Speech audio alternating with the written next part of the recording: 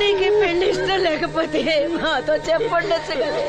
మమ్మల్ని అందరినీ ఎందుకు అన్యాయం చేసి వెళ్ళిపోయావు? చెప్పవే అమ్మా, చెప్పవే. ఎక్కడే నీ చెల్లి? ఎక్కడే? అయ్యా, తమరు చెప్పటం వల్ల పోస్ట్ మార్టం నది లేకుండా శవాన్ని అప్పచెప్పారయ్యా. అప్పలనాయుడు గారు వచ్చారు. సీను, అమ్మ వాసంతి, బాబు గారు వచ్చారు. చూడమ్మా. వచ్చారా బాబు? చూడండి బాబు ఎంత పని చేసిందో. దీని పెళ్లి కోసం మీరెంతో సాయం చేశారు. అది చనిపోయిన తర్వాత దాని శవాన్ని మొక్కలు కాకుండా చూశారు. మీ మేలు మర్చిపోలేను బాబు గారు. మీ రుణం ఎలా తీర్చుకోను బాబు గారు. ఏ కష్టం వచ్చినా నాతో చెప్పుకునేది. మరి నాతో చెప్పుకున్నంత కష్టం తనకి ఏమొచ్చిందో ఎవరికి చెప్పకుండా వెళ్ళిపోయేది. ఎవరికి చెప్పకుండా. ఇదంతా తలరాత. ఊరుకో.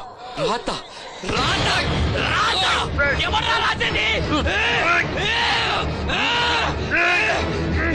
ఎవరా రాజని? ఎవరా రాజని?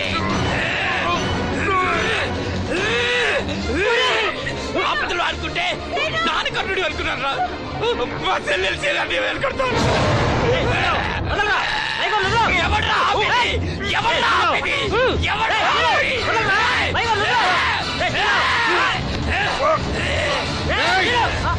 ఎవడైనా అడుగు ముందుకేస్తే చంపేస్తాను. మనం దేవుడు అనుకునే అసలు రాక్షసుడు వీడేరా?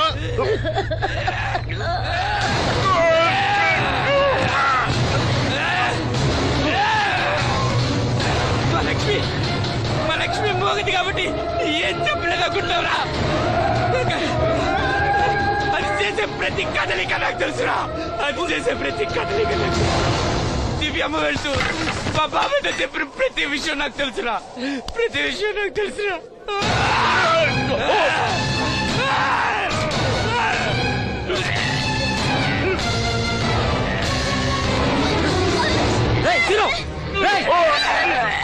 మర్యాదగా అప్పలనాయుడు వదులు, లేకపోతే లక్ష్మణ్ చంపేస్తాను.